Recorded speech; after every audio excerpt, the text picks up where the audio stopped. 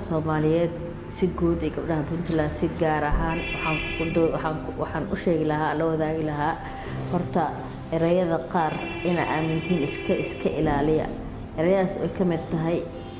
haaf baa tahay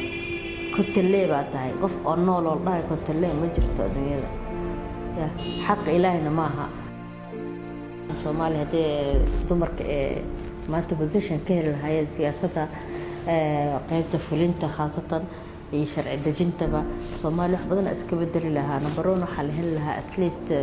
dal oo corruption-ka ku yaraado nabad hela qabada ugu weyn horta waxa weeye qofka dumarka horta waxa taagan caqabad oo traditional مثلا dhaqankeena anaga Soomaaliyeed oo dhahay مثلا dumar meesha oo garta lagu gooyo iyo talada lagu qaato ma fariistaan dhaqan ahaan dhaqankii baadiyaha magaalada la keenay dumarka inay gadaal isku celiyaan qofka ninka xataa markuu dhalinyarka markuu rabo inuu meel u gaaro oday dhaqameedkii u tagaa oday dhaqameedkii inuu kasoo dhaadhici waayo badanaa haweenka Soomaaliyeed oday dhaqameed intay hortagaan cimaamadiisii macawiisiisii iyo musxafkiisa uma sii gadi karaan ma garatay si baa loo xishoonayaa waxaana hadda bilaawna dhaqdhaqaaq Somali Women Leaders Network kaasoo isku bahaysan aniga gabdho saaxiibo ku ahayn Facebook marka hadda waxyaalaha qaban waxa ka mid ahayd socdaalka aamusnaa ama la isku sameeynay laamigan wasaaradaha ilaa madaxtooyada agteeda anagoo dhaheeno cadaalad soo daahid cadaalad lunta weeye مثلا iyo erayo badan aan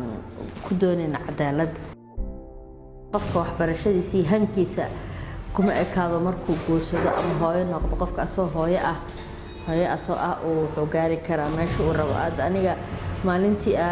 PhD ku qoraayay gabadheeda yar waxa jirta 6 bilood hadda 2 sano jirta maalinta masterka qaaday oo gabadheeda uurkeeda laha ka qayb galay difaacna buugayga thesis-kayga